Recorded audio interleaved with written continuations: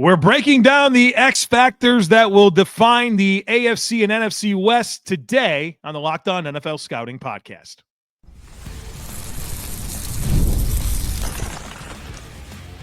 You are Locked On NFL Scouting with the Draft Dudes, your daily podcast for NFL and college football scouting. Part of the Locked On Podcast Network, your team every day.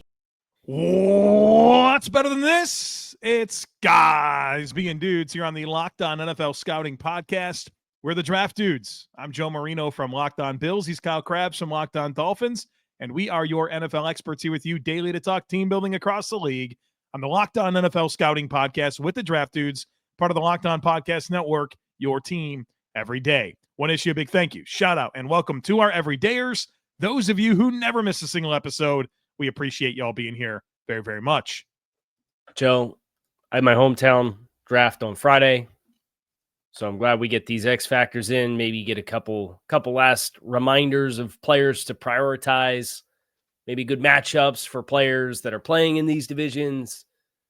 So hopefully it's a little trickle-down effect for everybody's fantasy football. Is it a redraft, the whole thing every year? It's a redraft auction, live auction in person. And if I'm not mistaken, with your league, the real thing you don't want to do is finish last. You guys got some crazy punishments for that. Well, yeah, so it turned into we have a punishment wheel that you spin now. It used to just be. Does everybody come with one? Yeah, so everybody nominates a punishment, and then the league votes on the top half, and then the top half get put on the wheel. Okay. Last year, last place loser had to run a 10K in the costume of the rest of the league's choosing. Oh boy! So 10K in a Spider-Man. Did they pay? They paid their dues. They paid it up. Yep. Wow, 10K. It's like with the all the running clubs and stuff, you could like log in and like look at photos and stuff and like track so everybody's good. time. So good. there's a few like professional photographs of our last place finisher. Oh, it's so good in a Spider-Man costume. No, it's very good. Hopefully that's hopefully it is you. You know, I think this is something the world needs. No, I have taken a great deal of pride in scratching and clawing to a few 10th place finishes out of 12, but no last place. And then the year before last, I was the runner up in the league. So I've finished. I've never won, and I've never finished last. All right. Hey, as long as you never finished last. Yeah. Although I don't know, I'm getting close to being like that fan that says I'd watch my team be bad for 10 years if I could win one Super Bowl. Like I'm getting close to that. Like maybe I would finish last and trade it. I don't know. For a ship? For a championship, yeah. All right. Well, a couple of teams that know a little something about winning championships here today on the show. We're doing the AFC and NFC West. Recent Super Bowl champions off of this list include the LA Rams and the Kansas City Chiefs. So let's start with the NFC West. And the objective is to identify the X factor variable positions for each of these teams that are going to define the season, the 2025 season for the NFC West first. We'll start with the Rams. How specific do you want to get? Well, we loosened the reins a little bit yesterday, but I think we should strive for some specificity. But I will say this, these divisions made it the most difficult to be specific. I have a lot of more broad statements than usual today. Yeah. I mean, yesterday we went so far as to say Cincinnati entire defensive side of the ball. Yeah. But for the Rams, Matthew Stafford's health aside, right? I think we probably need that disclaimer right up front. The back seven, now Coach Shula, the defensive coordinator, that defense felt like it really came along strong. They have a lot of young talent that they've kind of developed some of that up through. They've got these centerpieces on the defensive front, but kind of the year-over-year execution of that is where I think I'm most interested in how things play out for the Rams. And I would like to nominate the back seven as kind of the, hey, if these guys take another leap, this can be the championship caliber team, Stafford's health provided, that we think they're capable of being. Yeah, I think if you push aside Stafford and his availability, and welcome back to practice, right? That happened yesterday. 2 days in a row. Oh, yeah, so we're trending well there. If there's a part of this roster that I think has the most to prove, it would be this secondary. And I think extending that to the back seven makes a lot of sense because there's just a lot of unproven players at linebacker, corner, and safety. And you kind of look at the collection of talent, and you're not taken back by the amount of high quality names here that look like plus starters, right? It's about the collection of these pieces behind a very aggressive front, and they're going to be pretty creative with how they attack the pocket. And I think that puts a little stress on the secondary. And I'm not sure this is the type of collection of talent that can hold up. So I think it is this back seven in totality that will define this season for the Rams. This is just another one of those teams. Green Bay is like this. The Rams are like this. There's other teams that maybe aren't as held in high of regard that have the same question. It really feels like some of the secondary evolution of kind of the psychology for team building right now has kind of gone to mirror that of what you see some of with offensive lines, right? Where it's the sum of the whole instead of the sum of the individual parts. And the Rams are another team with names that have played good football. But as you said, it's like, okay, is there a needle moving cornerstone piece of this group? I don't think the answer there is yes. Kind of an interesting shift. Yeah, I agree. Seattle. We'll go to Seattle next because they finished tied for first with 10 wins last year.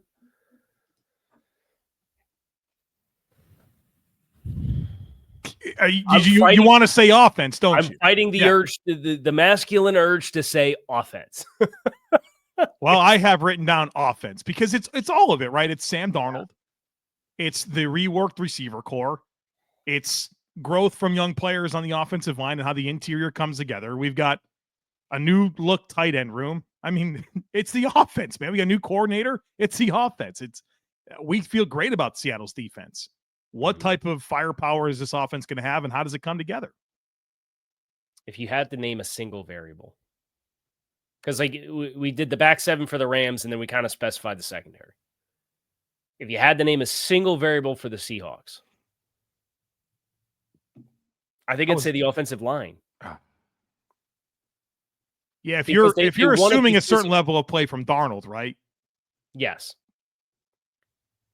Yeah, they want to be physical. Yeah, they want to run the ball.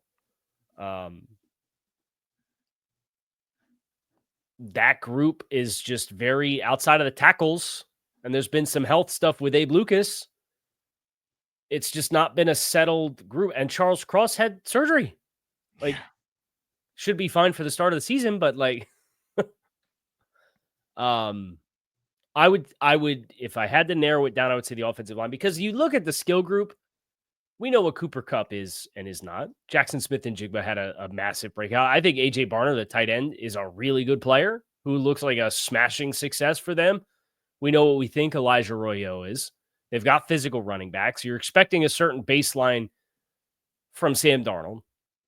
I think it's the offensive line, because if the offensive line doesn't pass protect well, Sam Darnold's not going to give you the baseline of what you're assuming based off of last year's Sam Darnold. Yeah, and you won't run the ball like you need to either. I think that's the right place to laser in. Yeah. Let's go Arizona.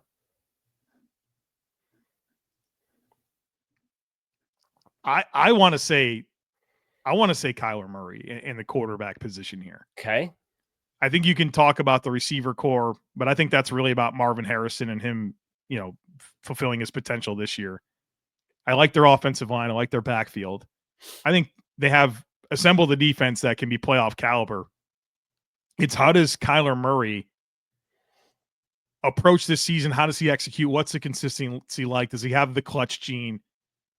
Can he run this offense to the level that Drew Petzing needs it to? Because I think they have a really good scheme.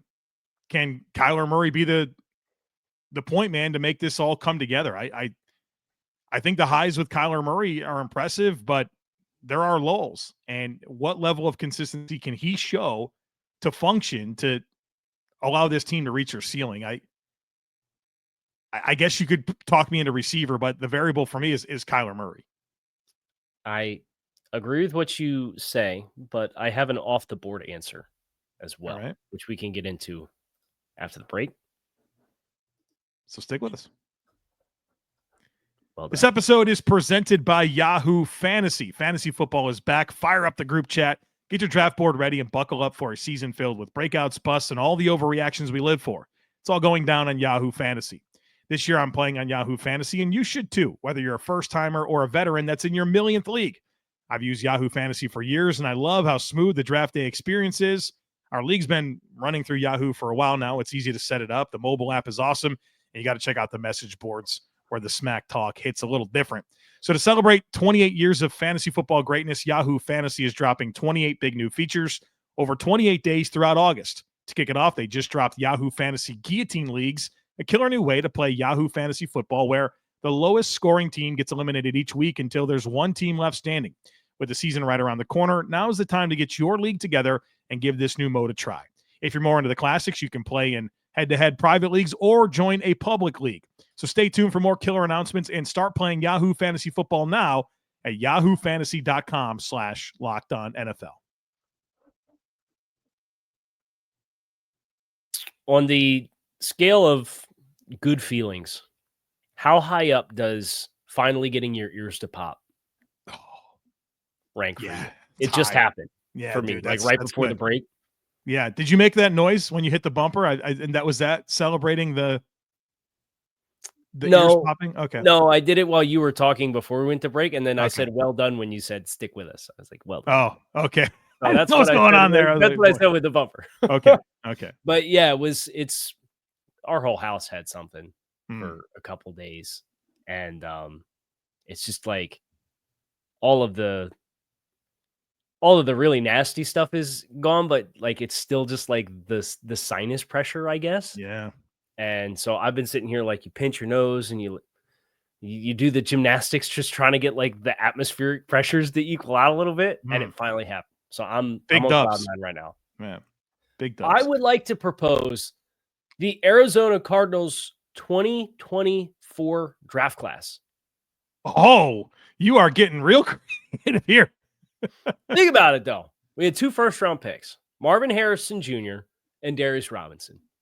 We had 5 more top 100 picks. Max Melton, Trey Benson, Isaiah Adams, Tip Ryman, Elijah Jones. You had pick at 104, Dadrian Taylor Demerson. Anything that happens after that point, whether it's Christian Jones or Xavier Thomas, whatever, that's a monster haul of young talent coming into year 2 for a team that they've incurred some injuries in the secondary at corner already. They didn't really make a lot of additions to the offensive side of the ball, so much so that they brought back Will Hernandez. But Isaiah Adams, is he in line to start? This is one of the more robust, heavy personnel, 12 personnel teams in the league with Tip Ryman and what he can do as a blocker. Darius Robinson had 6 games last year for what has been a revamped defensive front. I would venture to say that these young guys, Trey Benson did next to nothing last year. Yeah. This 24 class needs to take a large leap, all of it, for Arizona to have the breakthrough that they're looking for, in my opinion. That's a good call out, especially, isn't it Walter Nolan's battling through something right now too, which I think puts Darius Robinson and his acclamation even more important. Yeah. It's not a unit, but it's a worthwhile talking point. Yeah, and so, just keep everybody push the boundaries, I know we got a few diehard Cardinals fans that do listen, so I want to give them a little something extra, I like that. You're elevating the ecosystem here, man. So let's pick 5. Rams back 7? Yeah, we were pretty consensus there. We have to do the 49ers. Excuse me. All right. Perhaps our biggest... We might have 2 from the 49ers, honestly. Say, yeah, I have 2 going in here. So defensive line for me with, Michael Williams got banged up, but this defensive interior that got totally remodeled for a run defense that needed to be completely rebuilt from what it was just a few years ago to what it was last year. They got a lot riding on two young guys, CJ West and Alfred Collins, to kind of set a certain floor, elevate the ecosystem, to borrow the Joe Marinoism. Don't give me credit. That's my guy. James Gladstone, man. He inspires me. I was going to throw another Gladstone quote out there, but I'm not going to do it. I would like to table, and they're making a big bet on Bryce. I mean, they took a pretty decent sized swing on Bryce Huff, coming in and reuniting him with Robert Saleh. So I'll go with the 49ers defensive line. Yeah, I had that down for sure with the 49ers. I think there's something to talk about with probably specifically the receiver core, but you can maybe extend that to the offensive skill players around Brock Purdy. Yep. I mean, McCaffrey off of whatever the heck was going on last year. And, dude, like all of their depth running backs are hurt. And McCaffrey's the only healthy one right now. Like Keyshawn Vaughn. It's like the other one. Jeff Wilson. That's actually maybe like 3 years ago. You might be like, that's a pretty good running back room. Not bad. This guy's a fairly high pick in Vaughn and Wilson and McCaffrey. And then look, Ayuk, not a lot of encouragement about his availability right now. We need Ricky Pearsall to be a thing like quickly. You're always worried about Kittle and injuries. Is there something going on with Juwan Jennings injury wise? Like, I just feel like there's a lot of questions about these skill players, which I think has been a really big part of what makes this Niners offense tick, right? They've had their trigger man, whoever it is, and they seem to be able to hold their head above water no matter who it is, but it's like the skill players that are the scheme. And I feel like we're a little bit lacking here, and there's a lot of question marks. So I think how that comes together will define the 49ers, but I'm with you on this defensive line as well as another big X factor. I agree with the skill group where, especially with McCaffrey's health from last year to this year. And if you're going to have all the other issues, but you get McCaffrey back, like, okay, it might look a little bit more like the Carolina Panthers of old sometimes. Yeah. But at least that can be an identifying variable, and you feel good about that as kind of your centerpiece, where I would not argue with you putting both of those in our top five. Well, it's those assets need to perform. McCaffrey and Ayuk are huge chunks of your spending, and you need the return on those investments. Otherwise, I mean, it's a big part of the identity of who this team's supposed to be. And now you got to figure it out without them. I mean, we'll let it play out, but that's an X factor. All right. So 49ers skill group, 49ers defensive line. Kyler Murray. Okay. Seahawks offensive line, Rams back seven. I think that's the right stuff. Nailed it. All right, let's go full AFC West on the other side of it. Yeah, we'll go to break early. That's probably smart. Stick with us. Have you ever decided at the last minute to head to a ball game with friends or family? Maybe it's game day and you suddenly realize that you'd like to be in the stands. That's exactly where Game Time comes in. It's the easiest way to grab last-minute tickets without the stress. With the money you save on tickets, you can splurge on food, drinks, merch, or even invite a bigger group to come with you. Game Time is going to make all of that possible. Game Time makes buying tickets fast and simple. The prices on the app actually drop the closer you get to the start of the event, and they've got incredible last-minute deals, clear seat views, and a lowest price guarantee that takes the worry out of buying. I love the seat views. You'll know exactly what your view is going to look like when you get to the venue, and there's no surprise fees. It's all in pricing. The price you see is what you pay. There's no surprises coming at checkout. So take the guesswork out of buying tickets with Game Time. Download the Game Time app, create an account, and use code LOCKEDONNFL for $20 off your first purchase. Terms apply. Again, create an account and redeem code LOCKEDONNFL for $20 off. Download the Game Time app today. Last minute tickets, lowest price guaranteed. All right. Chiefs. I have to go with the offensive line here. Greatly encouraged by Justin Simmons and what he's capable of at left tackle. But I think when you couple that as a rookie starter at left tackle with the Kingsley Su'Mati at left guard, that's got to come together, right? And I think this has been a challenging point. Whenever, Kansas City maybe hasn't met their expectations, you can usually go back to the offensive line and find some challenges there. And we have a young, inexperienced left side that I think will play a big part in this Chiefs offense, kind of being the explosive type unit that they want to be, that can run the ball efficiently like they're going to want to. I think that left side's got a lot to prove this year. I would also invoke the run game in its totality with the backs as a part of that puzzle, because I think that's where the pressure for, Hollywood Brown should have a better year being healthy. We need to figure out what Rashee Rice's availability looks like with potential suspension and having some rhythm, which they did not really have last year, running the ball, despite having the investments that they had in their offensive line. I think is a big piece of that puzzle. But I think the offensive line is probably the right engine in the same spirit of what we were talking about with Seattle. I think it's the right position to invoke. Now, the Chargers finished second in this division last year, so we'll go to them next. And I want to invoke the defensive front for them. I think the defensive line, where Otito Ogbanya, Tier Tart, Deshaun Hand, Jamari Caldwell, Naquan Jones, Chris Hinton, Scott Matlock, Justin Igboibe, like, how good do we feel about this group? Questions. And then you behind it have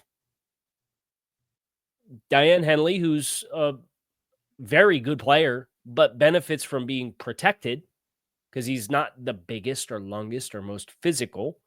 You've got a plug in Denzel Perryman, but the trade-off there with Perryman is what you're giving up for concessions in the passing game.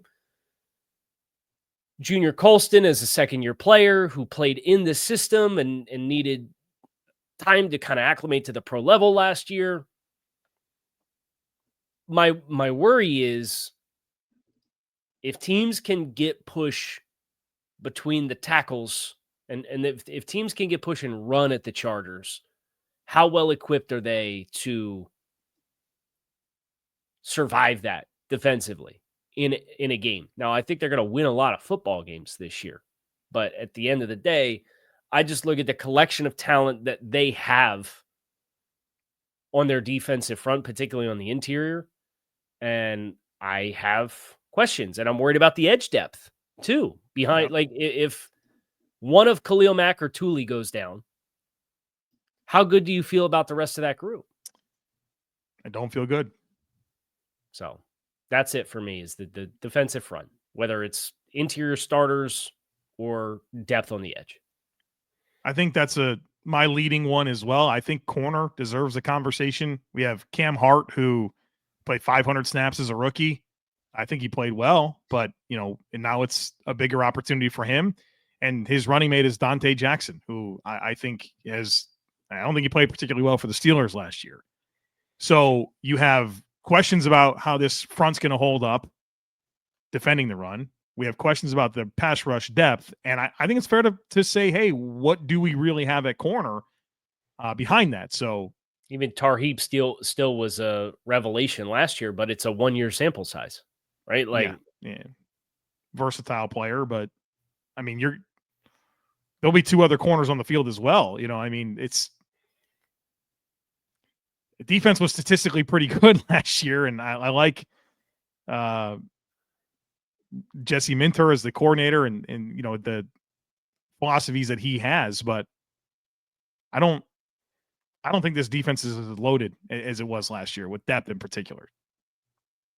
I think that this is that same conversation that we had with the Rams, and some of these teams were the sum of the whole. And obviously, I think the safety room is the engine for the secondary here with the Chargers, right? Because they've got Molden, who blurs the lines of nickel and safety, and Derwin James blurs the lines of every position on the field with what he's capable of being. So I think that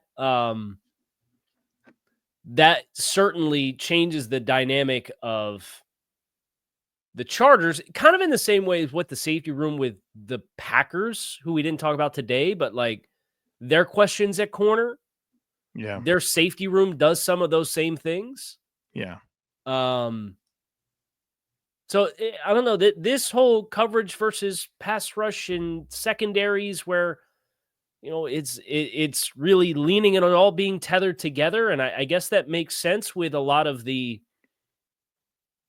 zone match and rotational stuff that's going on across the league for how you're getting to coverages and the communication of it being tied together on a string instead of, hey, we're looking for a stud to live on the outside and just lock somebody down, right? Like that's not really how this is being played anymore. Right. So I think it's really fascinating. I know it's the second time I've hit on this show. That's not really what we're designed to be talking about.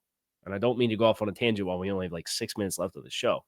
But it is just really fascinating to me that this continues to come up as we go through team over team, looking at these secondaries.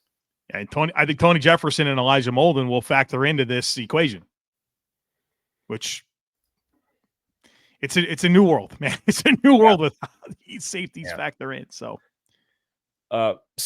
skill group or Bo Nix for Broncos?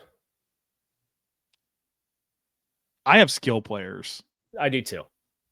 I think it's worth saying Bo Nix needs to take another step off of what he did down the stretch last year. Yeah, which I love how that's trending. But, I mean, we've got a new running back room, right? And that needed it, but RJ Harvey, J.K. Dobbins, we've got a new lead tight end and Evan Ingram. Cortland Sutton is locked in. I love the way he looked in that offense last year. But this group of Troy Franklin, Marvin Mims, Deuce Vele, Pat Bryant, I think a couple of those guys got to take steps to make sure that you have the firepower. Troy Franklin in training camp. Sure. So yeah. Felt that for sure. Big touchdown in the playoffs last year as well. So I wonder what the menu looks like for him is in terms of how much more than being a really good vertical player can he be. That's going to be interesting to find out. But I think they have good options. It's about how it comes together. And obviously Sean Payton's a terrific coach. I feel optimistic here, but I think to what degree does this gel and this offense takes form the vision of Sean Payton? I think a lot's riding on how these guys take a step. A lot of young receivers here. Yeah, I think it's interesting that the last two teams that we talked about too, the areas where we have questions have a really big strength at coaching. Sean Payton with the skill group and Jesse Minter with the defense. Yeah. So that probably smooths some of this over. But it's the responsibility is going to fall on the coach, right? To get some of this stuff right. I got the offensive line, young quarterback. I mean, it's all there. Just bring it together. Right. The Raiders. It's defense, Kyle. It's the whole thing. It's the Bengals all over again. What are we doing here? It might be the health of Max Crosby. Right. Because if they don't have Max Crosby, I had that take this summer earlier for A to Z. Max Crosby has more weight riding on his shoulders for how much he means to his respective unit. And by unit, I mean the entire Raiders defense than any other player in the NFL. I'm inclined to think you're right about that. Definitely defensive player, for sure. Because without Max Crosby, it's Tyree Wilson, Adam Butler, Thomas Booker / Lecky Fotu / JJ Pegues, Malcolm Kuntz, Jermaine Pratt, Elandon Roberts, Devin White / Jalen Smith / Tommy Eichenberg / Jamal Adams, Eric Stokes, Terrell Edmonds, Chris Smith, Isaiah Polamalu, Lonnie Johnson, Caillou Blue Kelly, Jeremy Chin, Darian Porter, Darnay Holmes. It's not a serious group of talent. That's an expansion draft. Yeah. Defensive depth chart sans Max Crosby. It's exactly what it is. Yeah. Patrick Graham, you got a big job figuring this out, man. Or score all the points. Chip Kelly. Score all the points. Score 600 points. You need to.